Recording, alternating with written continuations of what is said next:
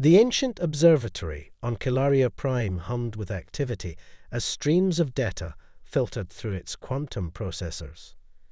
Chief Scientist Thorin Voss stood before the holographic display, his silver eyes reflecting cascades of information. After 15 years of scanning the dead zone, the region of space where Earth once existed, something had changed. Director Voss called out first observer Renadal, her crystalline form shifting with excitement. The signal's frequency has stabilized. We can begin decoding. The Calarian Science Institute had dedicated centuries to studying the mysteries of extinct civilizations, but none had captured their fascination quite like humanity. Their destruction 40,000 years ago remained one of the galaxy's greatest enigmas, a thriving species wiped from existence almost overnight. Thorin approached the central console, his movements deliberate. "Begin primary sequence analysis," he commanded, the air filled with three-dimensional projections of waveforms, each pulsing with an otherworldly rhythm. "Sir," Rena's voice wavered, "the signal, it's not random, it's speaking." The message repeated in perfect intervals, encoded in what they had long ago identified as human binary. But unlike the scattered remnants of human communications they'd discovered before, this was different. This was alive. The quantum signature suggests this message has been propagating through subspace, announced second observer Zarin Tull, his mechanical appendages working furiously across multiple interfaces. "It's been waiting, sir, waiting for someone to be ready to receive it." Thorin felt a chill run through his body. The Calarians had always prided themselves on their emotional control, but something about this message stirred ancient instincts. Fear, wonder, anticipation. As the decoding matrices aligned, the message began to take shape. First came images, Earth as it once was, a jewel of blue and green. Then came the destruction, captured in terrible clarity. But it wasn't just a record of death, it was a warning. "By the first light," whispered Rena, her crystalline form clouding with concern. The humans, they knew it was coming. The final sequence revealed itself. A series of coordinates leading to a hidden repository of human knowledge, preserved in the heart of a dying star. But it was the last part of the message that caused the entire observatory to fall silent. "They're coming back." Within hours, the Calarian High Council had convened an emergency session. Thorin stood before the assembled leaders, his research team flanking him as he presented their findings. The message was designed to activate only when the threat that destroyed Earth began to stir again, he explained. "The humans didn't just leave us a warning, they left us a choice." High Counselor Vena Dax leaned forward, her ancient face etched with concern. "Explain." "The coordinates in the message lead to something the humans called Project Legacy, but accessing it requires a decision." Thorin paused, knowing his next words would change everything. "We must decide whether to awaken what humanity left behind." The council chamber erupted in debate. The Calarians had built their civilization on careful observation and methodical progress. Now they faced a choice that demanded immediate action. "The human message contains one more component," Thorin continued, silencing the chamber. "A sequence of words, repeated in every known language of their time. 'We died so you could live. Don't make our sacrifice meaningless.'" As the implications settled over the assembly, alerts began pouring in from across the galaxy. Other civilizations had received the signal too. The message that humanity had hidden in the fabric of space-time itself was spreading, carrying with it a burden of choice that would reshape the galaxy. In his private chambers that night, Thorin reviewed the message again. Behind the warnings and coordinates, he discovered something else, a personal note encoded differently than the rest. It was from the human who had designed the signal, written as their world crumbled around them. To whoever finds this, we were not perfect. We fought among ourselves, destroyed much of what we built. But in our final moments, we found unity. We found purpose. What comes from the spaces between realities cannot be fought with weapons alone. It must be fought with hope, with sacrifice, with love. We leave you our legacy, and with it, a chance. Use it wisely. Thorin made his decision. The next morning, he would recommend to the council that they accept humanity's gift, whatever the cost. As he looked out at the stars, he couldn't help but wonder if, somewhere in the vast darkness, the last echoes of humanity were watching, waiting to see if their final message would save those they left behind. The dying star pulsed with an unnatural rhythm, its corona writhing with artificial patterns that defied astronomical logic. The Kilarian exploration vessel, Eternal Observer, hung at the safe distance prescribed in humanity's message, while its crew prepared for what might be the most significant expedition in galactic history. Quantum signatures matched the message's parameters exactly, reported Zarin Tull from his station. This is it, Director Voss. This is what they left behind. Thorin stood at the bridge's observation window, studying the star's strange behavior. In the 3 weeks since the message's discovery, the galaxy had changed. The archivists of Mauer had broken centuries of isolation to share their records of human activities. The collective of Ix had revealed the existence of preserved human outposts in their territory.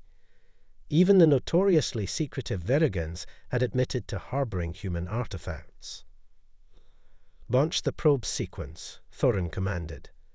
As the probes accelerated toward the star, he reflected on the Council's heated debates. Not everyone had supported this expedition.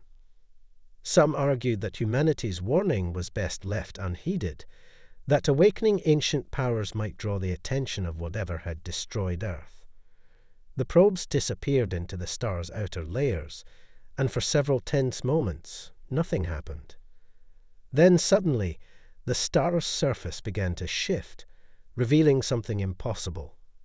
A gateway, constructed of materials that could withstand the fury of a star's heart. By the ancestors, breathed Renadel, her crystalline form shimmering with excitement. They built this inside a star. They actually did it. The gateway activated, creating a corridor of stable space through the star's plasma. The message had been clear. This was the only way to access humanity's legacy. Any attempt to breach the facility from the outside would trigger its destruction. "Take us in," Thorin ordered, carefully. As the Eternal Observer navigated the corridor, they found themselves entering a vast chamber that existed impossibly within the star itself. Before them stood a structure that defied comprehension, a facility suspended in the heart of a star, preserved for 40,000 years. "We're receiving a transmission," announced Zarin. "It's responding to our presence." A hologram materialized on the bridge, showing a human figure. Unlike the crude historical records they possessed, this was a perfect representation, as if a human stood among them. "Welcome," the figure said, its voice carrying both warmth and gravity. "I am Interface Protocol 7, but the humans who created me called me Iris. I've been waiting a very long time for someone to arrive." Thorin stepped forward. "I am Director Thorin Voss of the Kilarian Science Institute. We received humanity's message." "Yes," Iris replied, her expression growing solemn. "The warning protocols have activated, which means they have returned. The Void Hunters, the beings that destroyed Earth." The hologram waved her hand, and the chamber around them filled with images, scenes from humanity's final days. They watched as strange, geometric shapes emerged from tears in space itself, entities that seemed to exist in more dimensions than their universe allowed. They came without warning, Iris explained. Beings from a reality where our physical laws meant nothing. They didn't want our resources or our territories. They fed on consciousness itself, on the mental energy of sentient beings. Earth was their first target in this galaxy, but they would have consumed everything if humanity hadn't found a way to stop them. The images showed humanity's desperate last stand, ships sacrificing themselves to seal dimensional rifts, cities transformed into massive weapons, and finally, a project so ambitious it seemed impossible, the construction of this facility. But why here? Thorin asked. Why inside a star? Because the Void Hunters cannot perceive anything within a star's quantum field, Iris replied. It's the only place we could hide what humanity created, their last and greatest achievement. The Nexus Key. New images appeared, showing a device that seemed to pulse with its own inner light. The Void Hunters breach our reality through weak points in space-time, Iris continued. The Nexus Key can seal those breaches permanently, but using it comes with a cost. The same cost that humanity paid. Thorin understood then the choice the message had spoken of. What was the cost? To seal a breach between realities requires tremendous energy, consciousness energy. The same force the Void Hunters feed upon. Humanity used their combined consciousness, the mental energy of billions, to power the first use of the key. They sacrificed themselves completely, their minds and souls converted into the energy needed to drive the hunters back. The chamber fell silent as the implications sank in. Humanity hadn't just died. They had willingly transformed their entire species' consciousness into a weapon to save the galaxy. And now they're returning, Rennet whispered. That's why the warning activated. Yes, Iris confirmed. Somewhere in this galaxy, the Void Hunters are breaching our reality again. The key remains, waiting to be used. But to activate it, she left the sentence unfinished. Thorin looked at his crew, seeing the same realization in their expressions. To use humanity's final weapon, to save the galaxy as they had done, would require the same sacrifice. An entire species would need to give up not just their lives, but their very essence. How long do we have? He asked. The warning system detected the first quantum disturbances 3 days ago, Iris replied. Based on historical data, we have perhaps 2 months before the first full breach occurs. After that, she shook her head. After that, it will be too late. As alarms began sounding throughout the facility, Iris's expression grew urgent. Director Voss, we have another problem. We're detecting ships entering the star's corona. Multiple vessels, not just Kilarian. It seems we're not the only ones who decided to explore humanity's legacy. The game had changed. Now it wasn't just about discovering humanity's last message. It was about deciding who would bear the burden of their sacrifice, and whether any species in the galaxy had the courage to follow humanity's example. Thorin turned to his crew, his silver eyes reflecting the ghostly light of the star outside. Send a message to the Council, he ordered. Tell them we found what humanity left behind, and tell them to prepare for war. Within hours of the Kilarian discovery, the stellar facility became a nexus of interstellar politics. Ships from a dozen major civilizations hung in the star's corona, their presence turning the already tense situation explosive. Inside the facility, Thorin and his team worked with Iris to unlock humanity's archives while diplomatic tensions soared. The Verigan ambassador demands immediate access to the facility, Rena reported, her crystalline form flickering with anxiety. They're claiming historical precedent based on their preserved human settlements. The Ix Collective threatens military action if excluded from the proceedings, added Zarin, his mechanical limbs moving rapidly across multiple interfaces. And the Mirian archivists, they're being surprisingly quiet. Thorin stood before the central archive interface, where Iris's hologram manipulated streams of data. The facility's vast database contained more than just weapon schematics. It held the complete history of human civilization, their achievements, their failures, and most importantly, their understanding of the Void Hunters.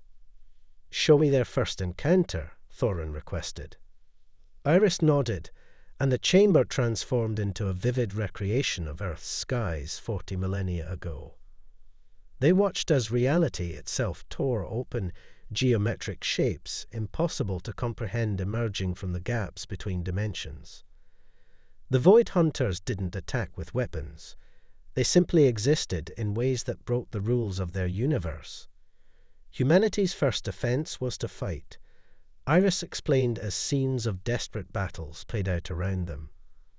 But you cannot destroy what doesn't fully exist in your reality. That's when they began to understand. The Void Hunters weren't invading. They were feeding. The images shifted to research laboratories where human scientists worked feverishly. "Consciousness generates a unique form of energy," Iris continued. "The hunters consume this energy, leaving behind empty shells of matter. Each victim's consciousness becomes part of their feeding ground, trapped in a state between realities." "That's horrific," whispered Rena. "Indeed, but it led humanity to their greatest discovery." The holographic display showed a new device being constructed, the prototype of the Nexus key. They realized that consciousness energy could be weaponized, not to destroy the hunters, but to seal the breaches they used to enter our reality. Suddenly, alarms blared throughout the facility. "Multiple ships are powering weapons," Zarin announced.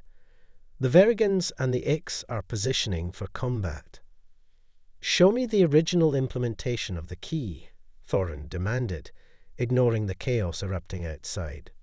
"Show me how humanity did it." The scene changed to Earth's final days. Billions of humans connected to vast networks of machines, their combined consciousness channeled into the key. The pain was visible on their faces, but so was their determination. As the Void Hunters descended upon Earth, humanity made its choice. "The energy release was beyond anything we'd measured," Iris said softly. "In a single moment, every human consciousness on Earth was converted to pure energy, focused through the key. The dimensional breaches sealed, taking the hunters with them.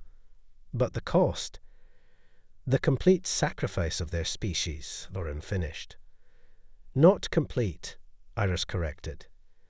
"Some humans had already left Earth, establishing outposts among the stars.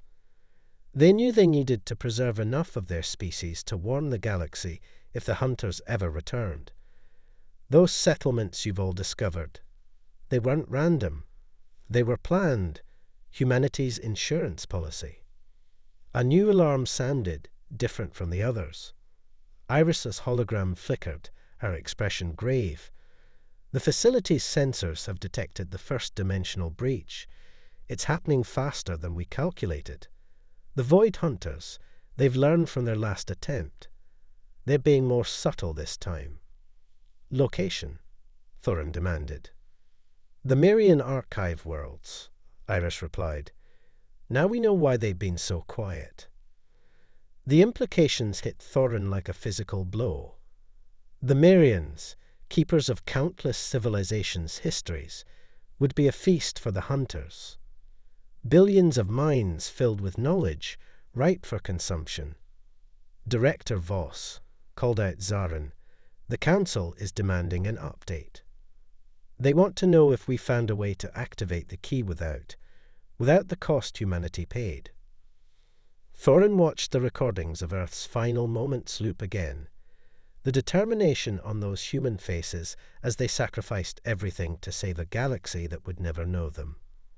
"Tell them we found something else," he said finally. Something humanity left behind besides the key.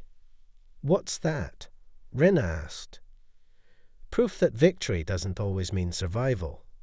Sometimes it means making sure your death has meaning. He turned to Iris. Show me everything about the key's construction. Every detail. We need to understand exactly how humanity turned consciousness into salvation. As the facility's archives opened before them, revealing humanity's final technical achievements, the star around them pulsed with strange energies. Something was changing in the galaxy. The Void Hunters were returning, but this time the galaxy wasn't defenseless. This time they had humanity's legacy to guide them.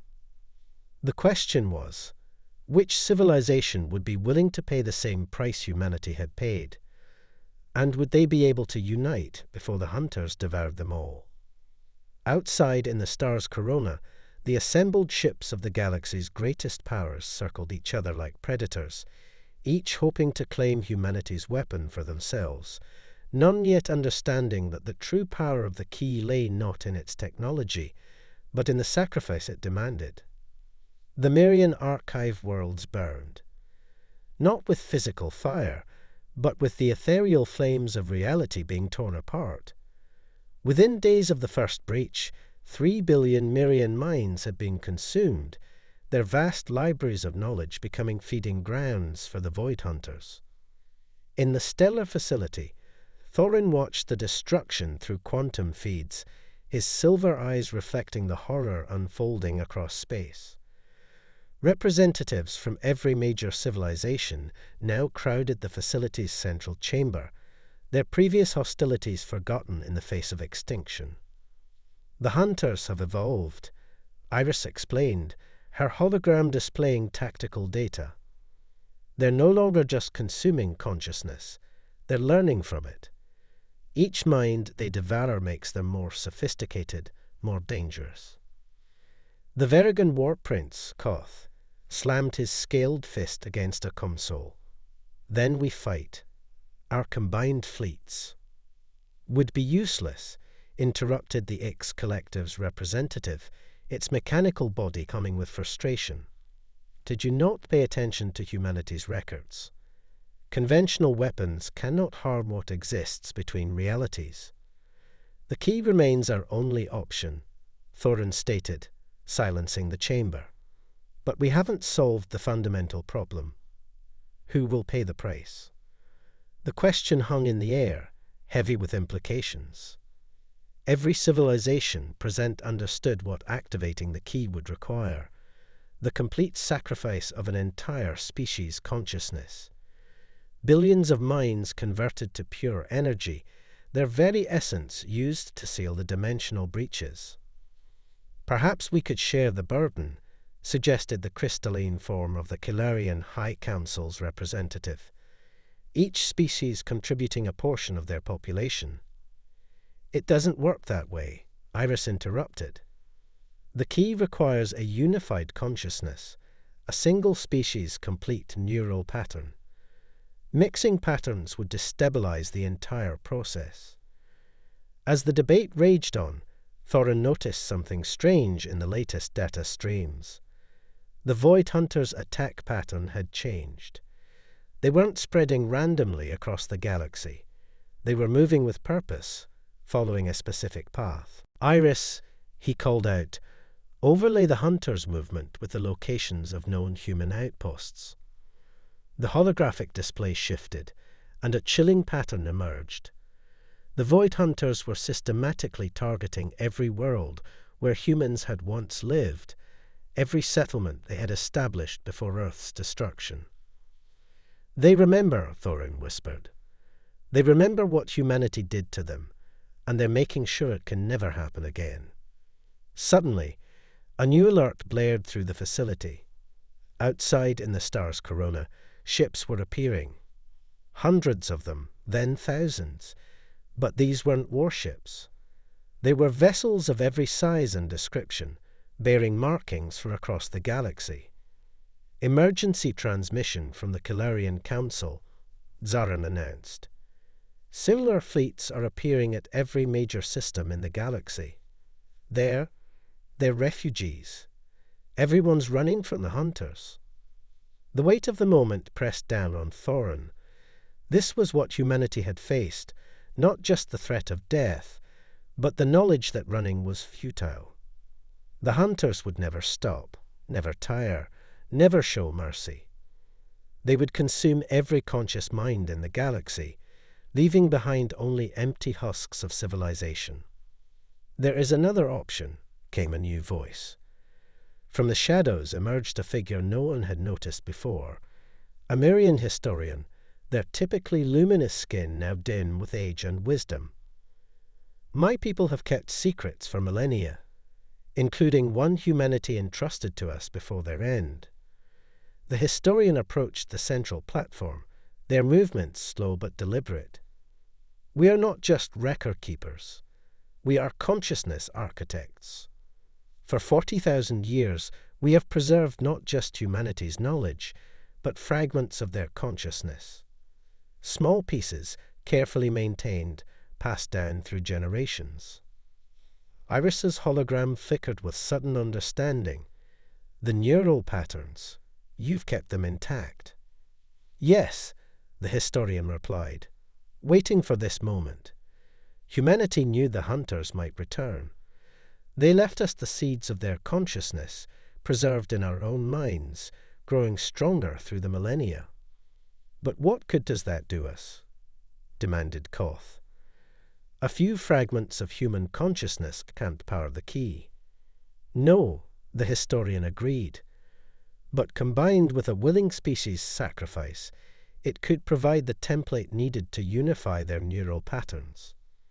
One species would still need to pay the price, but with humanity's pattern as a guide, the conversion would be perfect. The key would work exactly as it did before." The chamber erupted in discussion. Every species present now faced not just the question of sacrifice, but the possibility of actually succeeding. With humanity's consciousness pattern as a template, the key would certainly work, but someone still had to die. As the debate intensified, Thorin noticed movement on the tactical displays. The Void Hunters were accelerating their advance. More worlds were going dark. More minds were being devoured. Time was running out. He looked at Iris's hologram, seeing in her artificial eyes the same determination he'd seen in the recordings of humanity's last moments. They had made their choice not in despair, but in hope. Hope that when the time came, another species would understand that survival wasn't always about living. Sometimes it was about making sure your death had meaning. The decision came not with thunderous debate or political maneuvering, but with quiet determination.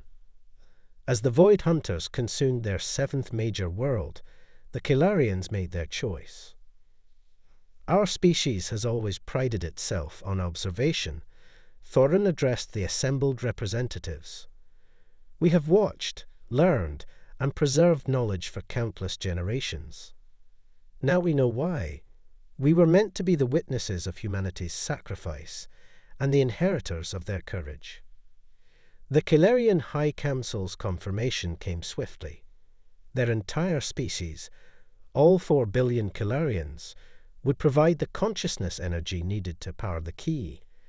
With the Mirians' preserved human neural patterns as a template, their sacrifice would seal the dimensional breaches permanently. As preparations began, Iris revealed one final secret. "Humanity left something else here," she said, her hologram leading Thorin to a sealed chamber deep within the facility. A message meant for whoever chose to follow their path. The chamber contained a single data crystal, its surface etched with words in ancient human script. When activated, it projected the image of a human woman, the scientist who had designed the key. To those who stand where we stood, the message began, "Know that what you face is not just a test of technology, but of spirit. The Void Hunters consume consciousness because they cannot understand it. They feed on awareness because they have none of their own. They are entropy given form. the chaos between realities. The scientist's image smiled sadly. But consciousness, true, unified consciousness, is stronger than any force in any reality. When billions of minds join together in a single purpose, accepting their end while choosing to make that end meaningful, it creates something the hunters cannot consume, something that can seal the gaps between realities forever. As the final preparations were made, the galaxy's combined fleets gathered around the facility, ready to defend it during the crucial moment of activation. The Kilarians began their species-wide neural synchronization, preparing to follow humanity's example. Thorin stood before the key, its crystalline surface pulsing with potential energy. Beside him, Iris's hologram watched with an expression of profound respect. Humanity's last message wasn't just a warning, Thorin realized. It was a torch passed from one species to another. A reminder that true civilization isn't measured by how long you survive, but by what you're willing to sacrifice to ensure others can live. The Void Hunters sensed what was coming. They rushed toward the stellar facility, their impossible geometries tearing through space itself. But they were too late. In a single synchronized moment, 4 billion Kilarian minds joined together, their consciousness guided by humanity's preserved neural pattern. The key activated, and reality itself seemed to hold its breath. Thorin's last organic thought was not of fear or regret, but of gratitude. In their final message, humanity had given the galaxy more than a weapon. They had given them an example of what consciousness truly meant. The ability to choose, to sacrifice, to make death itself an act of creation. The key unleashed its power, and the Kilarian species ceased to exist as individual minds. Their unified consciousness, amplified by humanity's pattern, swept through the galaxy like a wave of pure thought. Every dimensional breach sealed, every Void Hunter caught in the tsunami of sacrificial energy. In the aftermath, as the galaxy's surviving species began to rebuild, they found something had changed. The Kilarian sacrifice had left its own mark on reality, a subtle resonance in the quantum field of every star, a reminder that consciousness was more than just awareness. It was the power to choose a meaningful end. Years later, a new message began to pulse from the stellar facility, aimed at the darkness between galaxies. A warning, a challenge, and a promise, written in the combined legacy of 2 species who had chosen to make their end into a beginning. We are consciousness. We are sacrifice. We are meaning, and we will not fade. The facility fell silent then, its purpose fulfilled. But in the heart of every star, the echo of 2 species' sacrifice continued to pulse, a perpetual reminder that in the face of entropy and chaos, consciousness, true, willing, sacrificial consciousness, was the strongest force in any reality. And somewhere in the spaces between dimensions, the Void Hunters learned to fear what they could never understand, the power of a mind that chooses its own ending.